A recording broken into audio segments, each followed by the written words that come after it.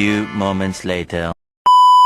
Ian adalah penyihir terkuat di kekaisaran, begitu kuatnya. Hingga kaisar pun takut pada kekuatan dan pengaruhnya yang terus berkembang. Kaisar sendiri meracuni Ian, berharap bisa menyingkirkannya selamanya. Tapi, pahlawan kita punya kartu AS. Sebuah belati yang diresapi sihir waktu terlarang. Ian menggunakan kesempatan terakhir ini untuk kembali ke masa lalu, mengumpulkan sisa kekuatannya. Dia menyelesaikan mantranya, dan semuanya terjun ke dalam kegelapan. Baru saja dia adalah penyihir yang sekarat, sekarang dia hanyalah seorang bocah di jalanan. Meskipun dia masih memiliki kekuatan dan pengetahuan seorang penyihir lingkaran ke-8. Dia segera duduk dan merasakan dadanya, tapi tidak ada jejak belati itu. Dan dia bahkan tidak merasakan sakit apapun. Tiba-tiba, suara lembut yang familiar memanggilnya. Bertanya apakah semuanya baik-baik saja. Itu adalah ibu Ian, Vanessa Page. Melihatnya, mata Ian membelalak kaget, bingung bagaimana harus menjawab. Karena ibunya telah meninggal selama bertahun-tahun. Dengan cepat dia meraih tangan ibunya. Tangan yang belum pernah dia genggam selama bertahun-tahun, untuk memastikan apakah ini alam baka. Atau mantra itu benar-benar berhasil. Melihat sekeliling, dia mencoba memahami apa yang sedang terjadi. Ada banyak anak-anak yang berbaris untuk pemeriksaan. Dan tentara dari istana mengatur kerumunan. Dia memindai sekeliling. Kesadaran menghantamnya dengan keras. Dia melihat bendera Menara Gading berkibar di sudut. Dia menatap tangannya yang kecil, akhirnya yakin bahwa dia telah kembali 30 tahun. Ke masa lalu, sesaat melintas dalam benak Ian, dirinya berdiri dengan seorang pria memegang tongkatnya. Selama pemeriksaan reaksi mana, ini adalah ujian. Semua anak-anak kekaisaran Sungai Hijau jalani ketika mereka berusia 12 tahun. Prosedur wajib, dirancang untuk mengidentifikasi dan memelihara penyihir yang luar biasa. Pertama, mereka dinilai untuk monobrain. Faktor yang bertanggung jawab untuk mewujudkan sihir. Kemudian mereka diuji untuk hati mana, yang mengatur produksi, sirkulasi, dan penyimpanan mana. Anak manapun yang ditemukan memiliki kedua sifat tersebut segera diterima di Akademi Sihir. Dan diberikan otoritas tingkat bangsawan setelah lulus. Ian tidak pernah menyangka akan melakukan perjalanan waktu 30 tahun ke belakang. Dia memikirkan belatinya, diukir dengan bahasa naga. Dia telah menghabiskan hidupnya untuk menelitinya. Bersama dengan sihir waktu, dan telah mengaktifkan mantra itu tepat sebelum kematiannya. Ragnar itu sahabat terdekat Ian sudah banyak membantunya selama ini. Namun, karena kesetiaannya, Ian juga telah membunuh ribuan orang untuk Ragnar. Dan pada akhirnya, Ragnar membalasnya dengan merenggut nyawanya. Ian tidak boleh membiarkan itu terjadi lagi. Untuk mencegahnya, dia harus mendapatkan kembali semua kekuatan dan otoritasnya yang pernah ia miliki sebagai mage kelas 8. Dengan tekad itu, Ian berjanji pada ibunya bahwa ia akan segera kembali. Ian mendekati seorang ksatria dan memperkenalkan diri. Dan langsung dikenali sebagai putra Vanessa. Ksatria itu mengizinkannya lewat. Saat Ian memasuki tenda, Marco, seorang mage, sedang duduk di kursinya. Kelelahan, dia menghela napas pada Kapten Aaron, menanyakan berapa banyak lagi anak yang harus dia nilai. Kapten Aaron menjawab bahwa masih ada setidaknya setengah hari anak-anak yang tersisa. Saat Ian melangkah masuk ke tenda, ekspresi lelah Marco berubah menjadi senyum hangat. Dia mengirimkan gelombang mana ke kepala Ian, memperingatkannya bahwa dia mungkin merasa sedikit pusing. Ketika Ian ragu, Marco memberitahunya bahwa dia mendeteksi mana brain di dalam dirinya. Dan dia juga perlu memeriksa mana heart. Namun, Ian mengejutkan sang mage dengan mengatakan dia punya sesuatu untuk ditunjukkan. Marco bingung, mengizinkannya untuk melanjutkan. Ian menarik napas dalam-dalam, dan dalam beberapa saat, bola api muncul di satu tangan dengan tatapan fokus. Ian menggabungkan mantra api dengan mantra air. Mata Marco membelalak tak percaya, saat dia menyaksikan Ian dengan mudah mengeluarkan dua mantra yang berlawanan sekaligus.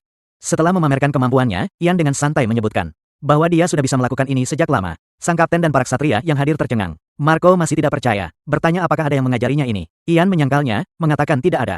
Curiga, Marco menekan lagi, menggunakan sihir interogasinya, yang memeriksa reaksi biologis seseorang. Seperti detak jantung mereka untuk menentukan apakah mereka berbohong. Marco memperingatkan bahwa jika Ian berbohong, dia bisa dituduh melakukan pengkhianatan. Terlepas dari ancaman itu, Ian tetap tenang dan meyakinkan Marco bahwa dia tidak akan pernah berbohong kepada mage mulia seperti dia.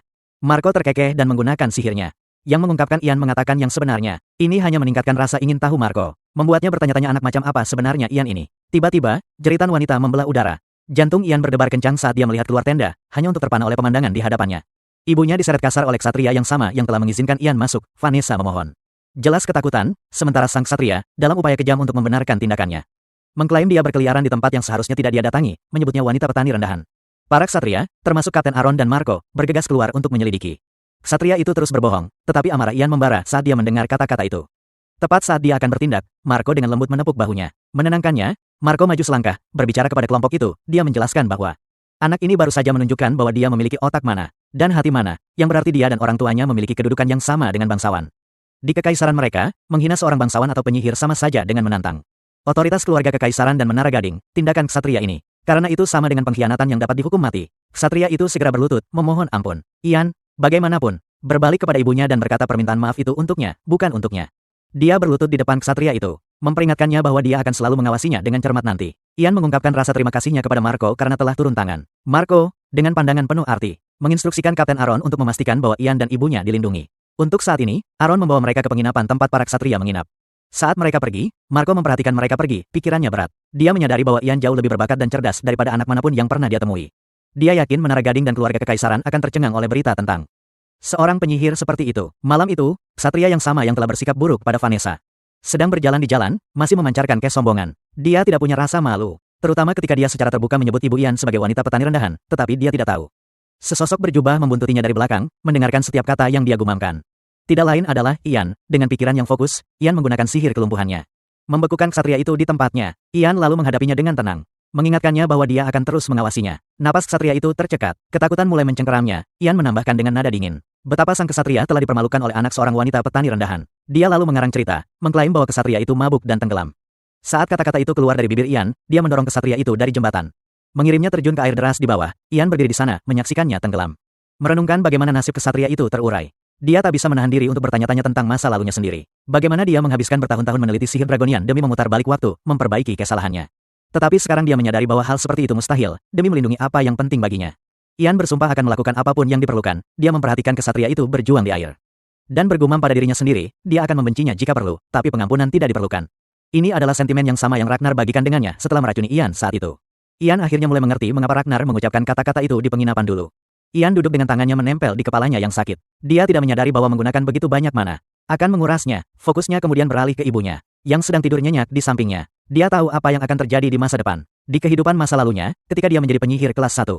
Ibunya telah meninggal karena penyakit pada tahun yang sama. Yang Ian inginkan sekarang hanyalah kehidupan yang panjang dan sehat bersamanya. Di kehidupan sebelumnya, dia telah kehilangan segalanya. Tetapi kali ini dia bersumpah tidak akan membiarkan hal itu terjadi lagi. Keesokan paginya, di dalam istana kerajaan, Kaisar Terry meminta nasihat dari guru Herbert Leon. Herbert menjelaskan bahwa mana adalah energi alami dan begitu seseorang belajar mengendalikannya. Mereka dianggap sebagai penyihir, metode untuk merangsang otak mana, dan teknik untuk mewujudkan sihir biasanya diajarkan oleh guru akademi. Begitulah kebanyakan penyihir mempelajari keahlian mereka. Namun, berita telah sampai padanya bahwa seorang anak laki-laki bernama Ian telah belajar mengendalikan mana sendiri. Tanpa seorang guru, Herbert menjelaskan lebih lanjut. Menyatakan bahwa Ian bahkan telah menggunakan sihir kelas 1, sama seperti penyihir purba. Seorang penyihir kuno yang menguasai sihir di zaman ketika tak ada penyihir lain. Terry mendengarkan dengan saksama, penasaran tapi skeptis, berpikir Ian mungkin menggertak. Namun, Herbert meyakinkannya, menyatakan bahwa kisah tentang penyihir purba bukanlah sekadar mitos. Jika bocah ini benar-benar memiliki kemampuan seperti itu, dia bisa menjadi sangat berbakat. Herbert merasa perlu melihat Ian sendiri untuk memastikan apakah rumor itu benar. Saat percakapan mereka hampir selesai, Terry memanggil Hayden Green River. Pangeran mahkota Hayden mendekat dan dengan sopan bertanya alasan dipanggil Terry. Terry mengingatkannya bahwa sudah 5 tahun sejak Hayden terakhir kali meninggalkan istana kekaisaran. Dulu, dia pergi untuk memeriksa parahnya kelaparan. Tapi sekarang, sudah waktunya baginya untuk melakukan perjalanan lain. Terry menjelaskan bahwa dia memberikan komando kepada Hayden. Atas ksatria Ordo Kekaisaran kedua, 300 tentara, dan 3 penyihir kelas 3. Misinya adalah pergi ke Mogrian dan membawa kembali bocah bernama Ian Page itu. Hayden ragu, tetapi setelah Terry menyarankan dia untuk membantu orang lain. Hayden dengan gugup menyetujui tugas itu. Kemudian Herbert, dengan bersemangat ingin segera pergi, meminta izin untuk keluar juga. Dia perlu mulai bergerak sekarang, sebab jika dia tidak membujuk orang yang tepat segera, dia khawatir. Dia bahkan tidak akan bisa memilih 3 penyihir untuk menemani pangeran mahkota. Terry terkekeh dan memberinya izin untuk pergi. Begitu Herbert melangkah keluar dari aula, seorang budak muda mendekatinya dan bertanya apakah dia akan kembali ke menara. Ekspresi Herbert menjadi gelap, dan dia mengungkapkan bahwa dia punya tempat lain untuk dituju terlebih dahulu. Keesokan harinya, Ian menunggu, sadar penuh bahwa keluarga kekaisaran dan Menara Gading pasti sedang bergerak sekarang. Kilas balik Marco melintas di benaknya. Mengingat Marco telah menyatakan Ian seorang penyihir tepat setelah ujian. Tampaknya sangat mungkin dia segera melaporkan kemampuan Ian kepada atasannya. Tetapi tidak peduli siapa yang terlibat, apakah itu Kaisar, Tuan Menara, atau bahkan pihak ketiga, dia tahu satu hal pasti.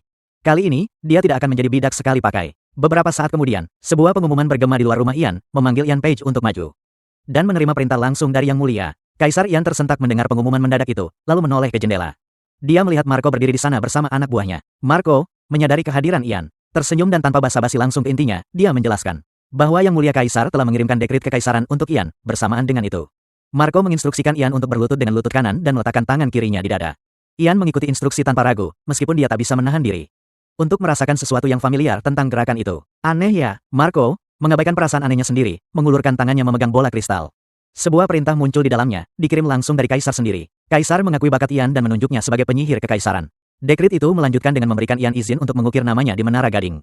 Di aula para penyihir, Terry, Kaisar juga memberitahu Ian bahwa putra sulungnya akan menemaninya ke istana. Kaisar berharap Ian memiliki perjalanan yang aman dan menyenangkan dengan ditemani putranya. Seiring berakhirnya dekrit, Ian perlahan berdiri, memahami bahwa maksud Kaisar sangat jelas. Salah satu ksatria, Arnold, mendekati Marco dengan permintaan untuk mengawal Ian ke kastil Lord Mogrian. Marco memberikan izin dengan sopan, dan tak lama kemudian Arnold melangkah maju. Dia berlutut sedikit, mengumumkan bahwa dia telah diberi kehormatan untuk melayani Ian. Selama dia berada di Mogrian, perjalanan berlanjut, dan mereka akhirnya tiba di Kekaisaran Mogrian, akhirnya mencapai Marcus Mogrian. Lord dari kastil Mogrian saat kereta berhenti. Marcus segera memperingatkan Lavi dan Margaret. untuk memperlakukan penyihir bangsawan itu dengan sangat hormat. Penghuni kastil berkumpul di luar. Dengan penuh semangat menyaksikan Ian turun dari kereta. Membantu ibunya saat dia turun di sampingnya. Saat mereka mendekat, Markus menyambut mereka dengan hangat. 15 hari berlalu dan rumor mulai menyebar di antara para pelayan. Mereka mengklaim telah melihat anak laki-laki itu di aula pelatihan, di mana dia dilaporkan mengeluarkan api dari tangannya. Wow, dia belum meninggalkan aula selama 15 hari berturut-turut. Di dalam aula pelatihan, Ian masih fokus dengan latihannya, ia merapal mantra lagi. Tanah membeku di bawahnya, tapi tetap saja rasanya kurang. Dia sangat sadar tubuhnya masih terlalu muda, dan dia harus menutupi kekurangan mananya saat pikirannya mulai melantur. Sang kepala pelayan bergegas masuk, terengah-engah dan panik. Ia memohon bantuan Ian, mengungkapkan bahwa Lord Magrean pergi berburu goblin. Sehari sebelumnya dan belum kembali. Mereka sudah mencari berjam-jam, tapi tetap tidak ada tanda-tanda keberadaannya. Ian merasa situasi ini aneh. Belum waktunya Markus mati. Di kehidupan sebelumnya, Lord Magrean telah dibunuh oleh salah satu musuh Green River. Tepat sebelum Perang Unifikasi pertama, perang yang baru akan terjadi beberapa tahun lagi. Putranya, Lavi Mogrian, melarikan diri saat perang pecah. Dan kemudian dieksekusi setelah perang berakhir. Mengingat keadaan saat ini, Ian mengingatkan kepala pelayan tentang Marco, yang jauh lebih berpengalaman darinya. Namun, kepala pelayan memberitahu Ian bahwa Marco punya tugas lain. Dan saat ini tidak berada di Mogrian. Ian jadi ragu sekarang. Mungkin kembalinya benar-benar mengubah sesuatu, karena penyihir yang ditugaskan ke wilayah tertentu jarang meninggalkan pos mereka. Ian tahu keunggulan yang dimilikinya. Dia tahu apa yang akan terjadi di masa depan, tetapi jika kematian Lord Mogrian yang terlalu cepat mengubah jalannya peristiwa, dia bisa kehilangan keunggulan itu. Pikiran-pikiran ini berputar di benaknya saat dia mempertimbangkan situasinya. Tapi permohonan putus asa kepala pelayan membawanya kembali ke kenyataan. Dia tahu dia tidak bisa membiarkan kejadian seperti itu terjadi. Dia setuju untuk membantu. Bertekad untuk tidak membiarkan ini mengubah masa depan yang ingin dia lindungi. Vanessa diliputi kekhawatiran setelah mendengar bahwa Ian akan pergi ke gunung. Dengan kelompok pencari, Ian meyakinkannya, berjanji akan segera kembali. Sementara itu, Margaret bergegas menghampirinya, matanya berkaca-kaca. Dia memohon Ian untuk menemukan saudara dan ayahnya, menawarkan apapun sebagai imbalan. Saat Ian mendengarkan, pandangannya tertuju pada cincin yang dipakainya. Dan dia menyetujui. Mana terpancar darinya, sungguh menarik. Ian bertanya pada Margaret apakah dia bersedia meminjamkan cincin itu. Sambil menjelaskan bahwa cincin itu sangat penting untuk pencariannya, tanpa ragu Margaret menyerahkannya. Dan Ian dengan cepat menyelipkan cincin itu ke jarinya, begitu memakainya, rasanya familiar. Sama seperti di kehidupan sebelumnya, cincin itu adalah cincin Mogrian, artefak peringkat rendah. Terkenal karena meningkatkan mana pemakainya, tampaknya Lord Mogrian memberikannya kepada putrinya. Bukannya pada penerusnya, dengan cincin itu sekarang di tangannya. Kelompok itu melanjutkan pencarian mereka menjelajah lebih dalam ke hutan. Dan salah satu ksatria menunjukkan di mana mereka kehilangan jejak orang hilang. Darah berceceran di tanah, dan Ian bertanya apakah mereka sudah menyingkirkan mayatnya. Para ksatria memberitahunya tidak ada mayat, dan mereka khawatir para monster mungkin telah membawa mereka. Ian mengamati tempat kejadian dengan cermat, puluhan goblin telah dibantai, menunjukkan bahwa kemungkinan ada ratusan lagi yang menyerang kelompok itu. Seketika dia menyadari bahwa tidak ada waktu untuk dibuang, tanpa ragu. Ian mengangkat tangannya dan memanggil roh serigala, susunan magis terbentuk di udara.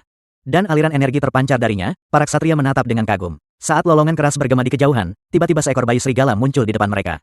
Ian tidak menyangka serigala itu akan sekecil ini, tapi dengan mana yang dia miliki saat ini. Itulah yang terbaik yang bisa dia lakukan, dia memerintahkan serigala itu untuk melacak aroma darah.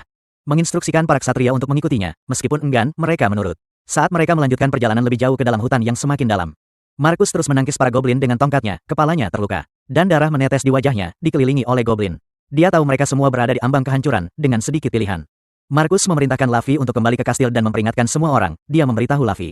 Untuk memberitahu mereka bahwa gerombolan goblin telah merebut Gunung Mogrian. Dan mereka semua dalam bahaya besar, tepat saat Lavi hendak pergi. Tubuhnya gemetar ketakutan, matanya melebar ketika dia melihat goblin melompat di udara. Bersiap untuk menyerang Markus dari belakang, dengan suara panik Lavi mencoba memperingatkan ayahnya. Namun, sebelum dia sempat bereaksi, suara gedebuk keras menggema di udara. Ian dan para bawahannya tiba tepat waktu. Dengan gerakan cepat, Ian meluncurkan mantra Frost Nova, membekukan goblin itu di tempatnya dan mencegah serangan. Langkah kaki mendekat ke Markus. Dan hal terakhir yang dilihatnya adalah wajah Ian sebelum semuanya menjadi gelap. 2 hari kemudian, Markus perlahan membuka matanya, masih linglung, terbaring di tempat tidur. Kabut di benaknya membuatnya sulit untuk fokus. Namun, dia bisa mendengar suara samar putrinya, menangis di dekatnya saat inderanya mulai kembali. Dia duduk, masih berusaha memproses apa yang telah terjadi, ingatannya kabur. Dan dia tidak begitu ingat semuanya dari sebelumnya. Margaret melihatnya bangun. Dengan cepat bergegas ke sisinya, air mata mengalir di wajahnya saat dia menjelaskan bahwa Ian telah menyelamatkan dia dan Lavi. Dia terisak lega namun khawatir. Berbagi bahwa ayah dan saudara laki-laki Markus telah terbaring di tempat tidur selama 2 hari. Tepat saat itu, Hogar menerobos masuk ke kamar, wajahnya dipenuhi kelegaan. Sambil bersyukur kepada Tuhan bahwa Tuan Magrian akhirnya bangun. Markus, yang masih lemah, bertanya tentang ksatria lainnya dan putranya, suaranya bernada khawatir. Hogar, ekspresinya berubah suram, menjelaskan bahwa mereka telah kehilangan 12 orang. Termasuk Sir Rotun. Mendengar ini, hati Markus tenggelam. Dan dia segera meminta untuk berbicara dengan Ian secara pribadi nanti di ruang pelatihan. Ian bisa mendengar suara familiar memanggil namanya, itu Hogar. Datang untuk memberitahunya bahwa Tuan Magrian telah bangun. Hogar percaya bahwa Markus memiliki sesuatu yang penting untuk didiskusikan dengan Ian. Dan karena penasaran, Ian memutuskan untuk meninggalkan sesi pelatihannya. Saat dia berjalan menuju kantornya, dia tiba-tiba bertemu dengan Markus dan Lavi. Ian menyapa mereka dengan senyum hangat, menanyakan kondisi mereka. Luffy, dipenuhi rasa terima kasih, berterima kasih padanya dengan sungguh-sungguh karena telah menyelamatkan mereka berdua. Markus juga menawarkan terima kasih yang tulus atas nama semua orang. Dia kemudian menunjuk ke sebuah kotak di meja terdekat, menjelaskan bahwa setelah dipikir-pikir, dia percaya ini mungkin salah satu cara untuk membalas Ian atas segalanya. Tanpa ragu, Ian membuka kotak itu, matanya terbelalak kaget. Di dalamnya ada cincin mana yang dulu pernah ia pinjamkan pada Margaret. Markus agak malu-malu, mengakui bahwa Margaret telah menceritakan semuanya padanya. Awalnya, ia mengira itu hanya pusaka keluarga biasa. Tapi sekarang dia bertanya pada Ian apakah cincin itu memiliki kekuatan khusus dan apakah itu bisa berguna baginya. Ian mengangguk sambil berpikir, mengungkapkan bahwa cincin itu memperkuat mana pemakainya. Alat penting untuk melenyapkan gunung. Markus senang dengan jawaban ini. Dia menyerahkan cincin itu pada Ian, berkata itu harus menjadi tanda terima kasihnya. Ian, bingung dengan kata tanda, meminta Markus menjelaskan lebih lanjut. Dengan nada serius Markus menjelaskan bahwa cincin itu akan melambangkan sumpah setia kepada Ian mulai saat ini. Ian Page akan menjadi tamu kehormatan keluarga Mogrian dan jika Ian membutuhkan bantuan mereka, mereka akan siap membantu. Dia bersumpah atas sungai paling utara di Sungai Zamrud, bahwa dia dan keturunannya akan menjunjung tinggi sumpah ini selama garis keturunan Ian berlanjut. Dengan itu, baik Luffy maupun Markus membungkus sedikit hormat. Kemudian saat Ian dan para ksatria melewati hutan menuju desa Laut, pikiran Ian kembali ke percakapan sebelumnya dengan Markus. Dia bertanya tentang alkemis yang mungkin bisa membuat ramuan, yang mana Markus menyebutkan seorang alkemis bernama Ratio. Ian belum pernah mendengar tentang Ratio sebelumnya di kehidupan sebelumnya, tapi dia berharap alkemis ini akan bisa membantunya membuat ramuan untuk menggantikan kurangnya mana. Saat Ian sedang tenggelam dalam pikiran, perhatiannya tiba-tiba tertarik oleh pemandangan desa Laut di kejauhan. Seluruh desa dilalap api, pemandangan mengerikan yang membuat tulang punggungnya merinding saat para ksatria mendekat. Mereka menyadari bahwa bandit telah menyerang desa itu. Tidak hanya rumah-rumah yang dibakar, tetapi penduduk desa dibantai tanpa ampun. Seorang bandit yang memegang kapak, jelas pemimpinnya, meneriakkan perintah kepada anak buahnya. Mendesak mereka untuk bergegas dan mengambil anak-anak, mengambil apapun yang mereka bisa. Para bandit menangkap seorang anak laki-laki bernama Douglas dan ketika ayahnya mencoba untuk campur tangan, sang pemimpin bandit terkapar di tanah. Melihat si bocah tidak patuh, dia memutuskan memberi contoh pada ayahnya. Tanpa ragu, dia mengangkat senjatanya dan mendekati pria yang tergeletak itu. Siap membunuhnya, dia berjanji pada ayah Douglas bahwa Douglas akan dijual dengan harga bagus di tempat lain. Saat sang pemimpin bersiap untuk memberikan pukulan terakhir, Douglas menjerit ketakutan, berusaha mencapai ayahnya, tapi tepat saat itu, sesuatu terjadi yang membuatnya terdiam membisu. Jeritan horornya tiba-tiba tertahan di tenggorokan. Sebuah paku es menembus tubuh pemimpin bandit itu, membunuhnya seketika. Para bandit yang tersisa menjerit ketakutan, benar-benar bingung dari mana asal es itu. Namun, saat mereka menyadari dari mana asalnya, kepanikan melanda dan mereka lari menyelamatkan diri. Akan tetapi, Ian tidak akan membiarkan mereka lolos begitu saja, dengan sentakan pergelangan tangannya. Dia mengirimkan bila-bila es tajam menghujam ke arah para bandit yang melarikan diri. Secepat apapun mereka berlari, mereka tidak bisa mengalahkan dinginnya maut. Satu demi satu, mereka menemui ajal mereka. Mata Ian beralih ke cincin di jarinya. Pikirannya sempat terganggu oleh pemandangan itu. Cincin itu melakukan tugasnya dengan baik. Mananya sekarang menyaingi mage kelas 3. Api telah padam. Orang-orang tampak lega. Namun, pikiran Ian masih tertuju pada pemikiran yang lebih gelap. Dia merasa sangat sedih dengan tragedi yang terjadi di sini. Saat itu, Kapten Arnold melihatnya dan menghampirinya. Ian bertanya apakah ada tentara yang terluka.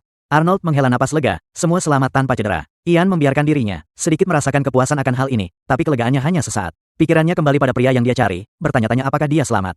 Sebelum dia terlalu memikirkannya, sebuah suara memanggil Ratio. Itu adalah nama pria yang dicari Ian, ayah Douglas. Ratio telah pingsan oleh para bandit dan sekarang dalam kondisi kritis. Douglas berdiri di sisinya sambil menangis dan memanggil nama ayahnya. Ian bergegas menghampiri, dengan lembut meyakinkan Douglas bahwa dia akan memeriksa Ratio. Saat Ian memeriksanya, dia segera tahu ada sesuatu yang tidak beres. Kulit Ratio berubah pucat tidak alami. Rambutnya putih pucat, tanda-tanda mengarah pada satu hal, keracunan mana. Jelas, Ratio tidak mungkin menyuntikkan mana ke tubuhnya sendiri. Berarti seorang penyihir dengan niat jahat telah melakukan ini padanya, kondisinya sangat buruk. Dan Ian tahu waktu hampir habis, tanpa membuang waktu lagi. Ian meletakkan dua jari di dahi Ratio, memfokuskan mananya ke dalam dirinya. Prosesnya rumit, tapi berhasil seketika, napas pria itu menjadi tenang. Dan warna kembali ke kulitnya saat Ian bergerak untuk menjauh. Douglas meraih jubah Ian, menghentikannya. Dia menuntut untuk tahu bagaimana keadaan ayahnya, Ian tidak menutup-nutupinya. Dia memberitahu Douglas bahwa Ratio akan baik-baik saja untuk sekarang. Akan tetapi, mana yang Ian berikan padanya tidak akan bertahan selamanya. Pada akhirnya residu mana akan menumpuk lagi dan Ratio harus membuat pilihan. Entah terus menerima suntikan mana sepanjang hidupnya, atau mati. Kebenaran itu menghantam Douglas dengan keras, air mata menggenang di matanya dan dia terisak tak terkendali. Dia bersumpah untuk menemukan lenden atau bunga untuk menyembuhkan ayahnya, pikiran Ian langsung terhubung. Saat dia mengingat nama salah satu alkemis Green River yang paling brilian. Douglas Hyman, alkemis kekaisaran. Di kehidupan masa lalunya, Douglas membenci dan meragukan para penyihir. Yang sekarang masuk akal, Ian menyatukan situasinya, seorang alkemis diracuni oleh seorang penyihir. Ramuan langka dicari di utara dan racun yang dirancang untuk menetralkan mana. Ingatannya jatuh pada tempatnya seperti potongan puzzle sebelum dia bisa memprosesnya lebih jauh. Ian menoleh ke Douglas, jelas bahwa anak itu akan melakukan sesuatu yang gegabah. Jika dibiarkan sendiri, Ian menggunakan sihirnya untuk membuat Douglas tertidur. Dengan lembut menidurkannya, begitu Douglas beristirahat, Ian menggendongnya ke pohon terdekat dan menurunkannya dengan hati-hati. Saat Ian mengamati anak itu, perasaan aneh menghampirinya. Douglas tampak persis seperti di kehidupan masa lalunya, jadi kali ini tanpa aura permusuhan. meskipun tahu bahwa Douglas adalah orang yang bertanggung jawab atas racun yang Ian minum. Ian tidak tega begitu saja mengakhiri hidupnya sekarang. Anak ini akan menjadi alkemis terhebat dalam sejarah. Mungkin menjadikannya sekutu adalah pilihan yang tepat. Namun, tidak ada jaminan dia tidak akan mengkhianati Ian suatu saat nanti. Sebelum Ian benar-benar memikirkan langkah selanjutnya, Arnold muncul menyusulnya. Dia melihat Ian berlari dan ingin memastikan dia baik-baik saja. Pandangan Arnold beralih ke anak laki-laki tak sadarkan diri yang bersandar di pohon. Ian menghela napas, dan menjelaskan bahwa anak itu berasal dari desa. Dan dia membuatnya tertidur demi keselamatannya sendiri. Ian lalu menyarankan Arnold membawa Douglas kembali. Sementara dia mengurus beberapa urusan lain. Arnold mengangguk ragu, jelas ingin bertanya lebih banyak, tetapi mempercayai penilaian Ian. Dia bergerak mengangkat Douglas, bersiap untuk menggendongnya kembali. Sementara itu, Ian berbalik. Pikirannya berlomba dengan kejadian yang baru saja terjadi dan masa depan yang tidak pasti di depan. Malam telah tiba dan Ratio, setelah bangun, segera datang duduk di samping tempat tidur Douglas, bertanya apakah dia sudah tidur. Bahkan tidak bergerak sedikit pun, Douglas memberitahu dia. Belum. Saat Ratio menyadari sikap dingin Douglas, dia mencoba berbicara kepadanya, memberitahunya bahwa Barton memberitahunya bahwa seorang penyihir datang ke desa mereka untuk menyelamatkan mereka. Selain itu, dia juga berkata bahwa Douglas hampir saja mendapat masalah.